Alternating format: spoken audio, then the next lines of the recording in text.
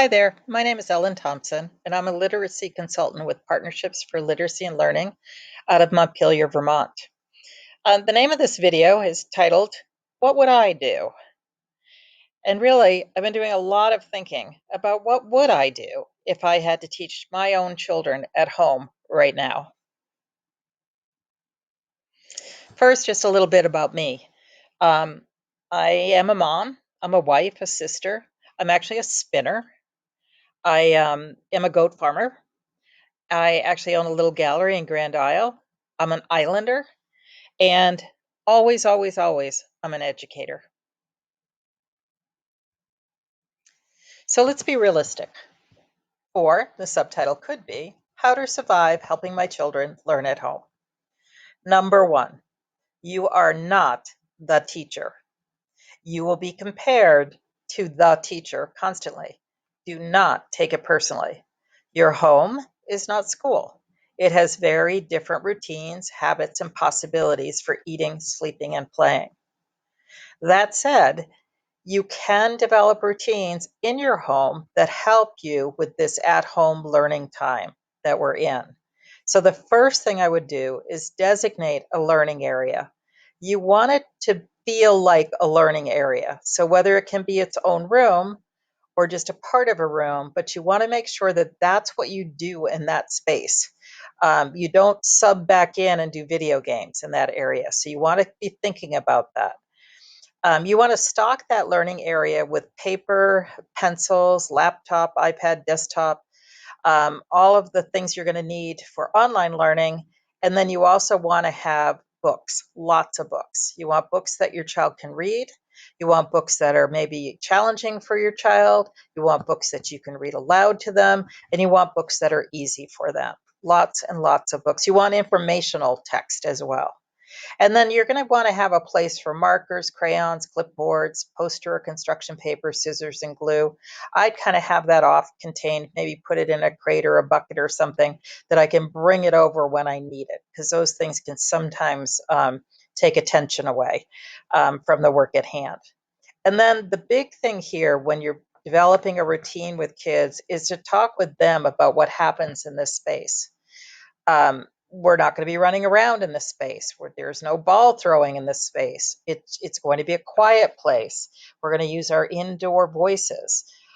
We're also going to use it for our learning space. So we'll have a certain amount of time that we'll be doing our at-home learning lessons. And then after that, we'll take a break and we'll do something else in a different place. But in this place, we'll have our learning. So again, it's that idea of setting up new learning routines for your home. But again, I'm going to say it again and again with your children. It's really important to include them. Reading is going to be, of all the things that you could do with your kiddo, reading is going to be the most important, no matter their age. It gives the brain a workout. It's where we develop the best of our vocabulary. It increases our background knowledge. We get to visit different people and places. We learn new things. And most importantly, it's fun. Sometimes you have to convince your kids that it's fun, but really, it's fun. The other piece, the educational research, points to the fact that reading, the more you do, the better your vocabulary is as an adult. So again, vocabulary is kind of a marker of knowledge.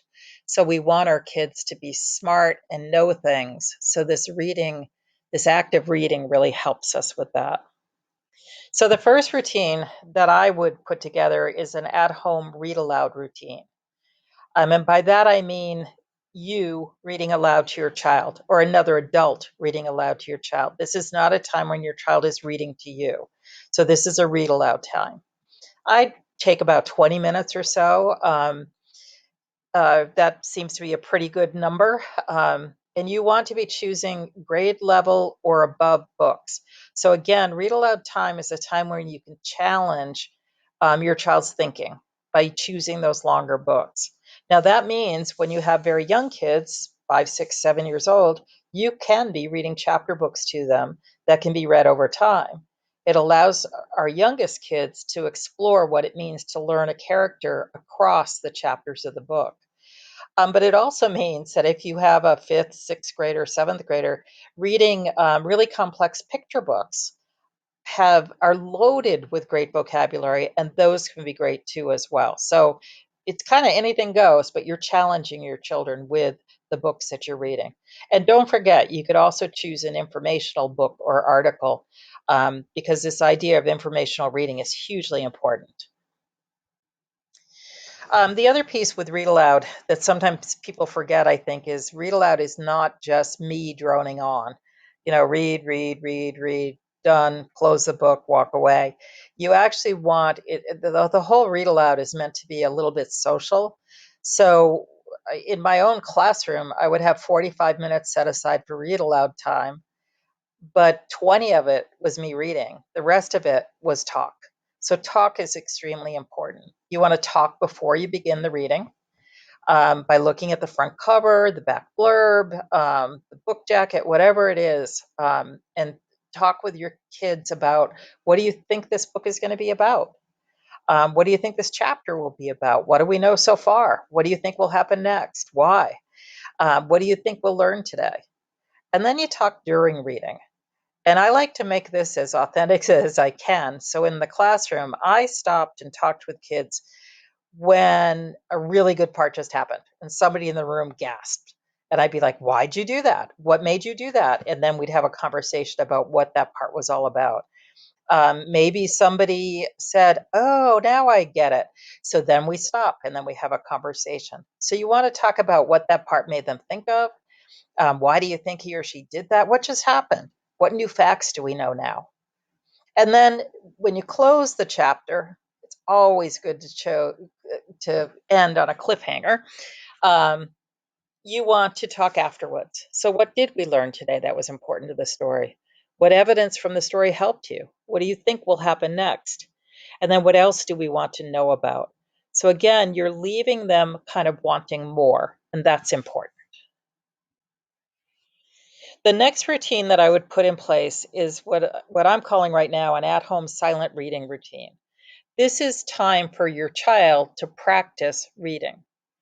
Um, you're there as a support, but you're not there to be sitting over their shoulder. So again, you want them to think about the routine. Now you may have to start this with 5 minutes of silent reading and build up to 20 minutes. Okay, because remember, your home is not the classroom; it's different. So they're going to test out a few things to see if they work.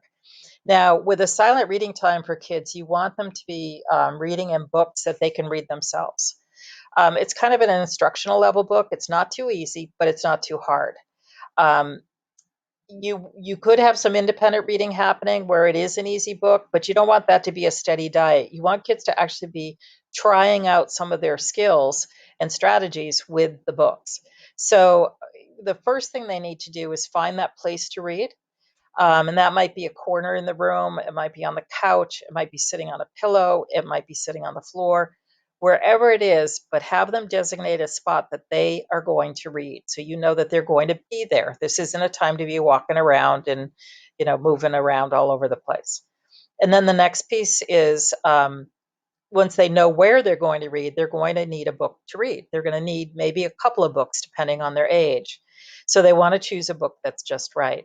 Now, most kids have been taught that in school about how to find books that are just right. But an easy way, if they ask, is to use that 5 finger rule where they open up to a page in the book, and they hold up their hand with their as a fist, and then as they read, if they struggle on a word, they lift up a finger. If they lift up 5 fingers on that page, the book is probably too hard. So again, they'd put it back, they'd find another book until they got one that is just right. The other thing I ask kids to do is to keep track of their reading, and that can be a 5-year-old just drawing a picture after they finish a book, or a third grader writing down the title of the book, the author, and how many pages they read that day. It can be a lot of different things, but I do think that for kids, it's interesting for them to see how much they've read over time. So again, if every day I read 2 or 3 books, then I'm going to have a picture for each of those, and I'll see how many books that I read. Um, the other part that's fun to do, and again, vocabulary we know is important, is to record words that are interesting, they're new to me, I have no idea what they mean even, and then words that connect to other words, maybe words that work in place of other words. Um, I just have kids record them. And then the other piece that a lot of the older kids can do is record their thinking about the reading they're doing and the words they're finding.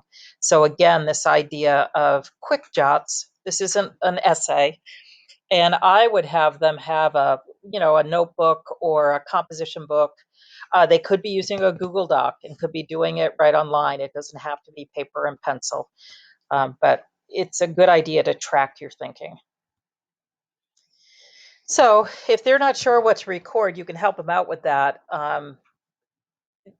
Basically, what I might do is write down some of these questions so that they can have them near them.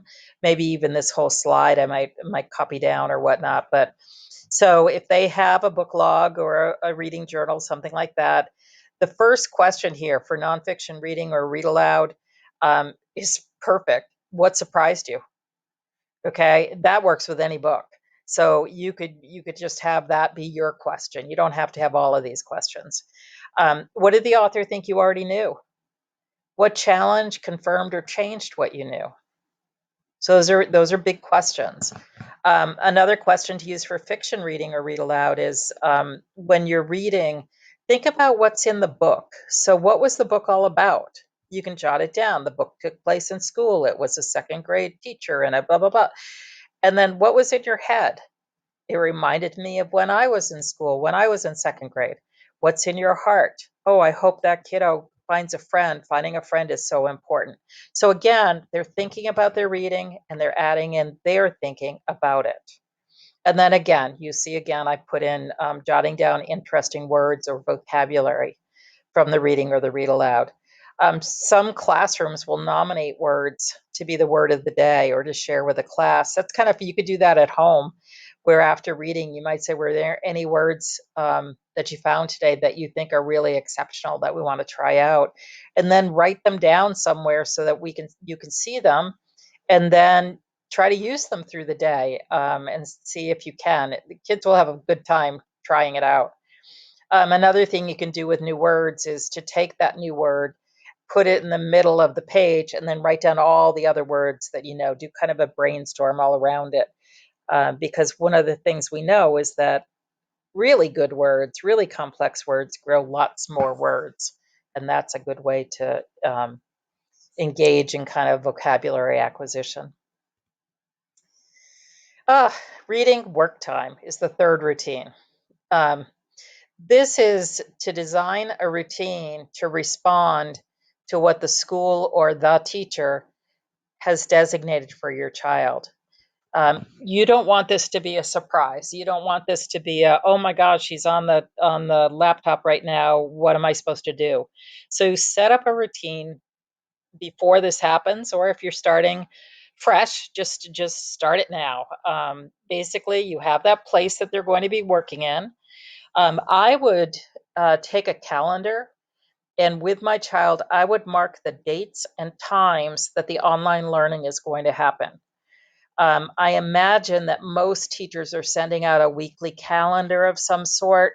I would sit down with your child and say, on Monday at 10 o'clock, the teacher is going to be online doing a morning meeting. So you want to let the child know kids need a little bit of rehearsal time before things happen. Most kids have a hard time stopping something and doing something else. So what you learn when you're teaching the classroom is how to let them in on what's coming next and when.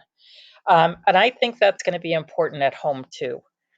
So the other piece that you want to talk to them about is what does it mean to be ready for online learning? Well, the computer has to be turned on. Maybe the desk or table has to be cleared off of whatever you were working on yesterday. And you want to have the supplies ready as indicated by the teacher. So you're ready, okay? And then you want to determine when you should be ready. 10 minutes before would be nice. I know that's not always going to happen, but you should have the cleanup happen long before the computer's on and the teacher's looking in your looking in the learning area. Um, and then the other piece is, when do you log in? And I would say 5 minutes before start time.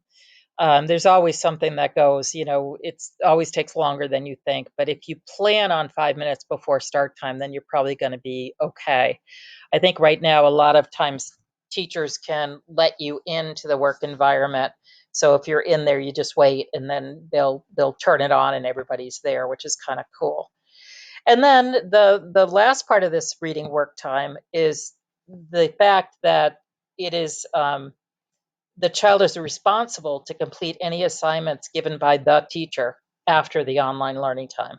So there may be an assignment that comes out of that. And so they need to know that that's part of the expectation for this reading work time routine. So all I can say is you can do this. I know you can.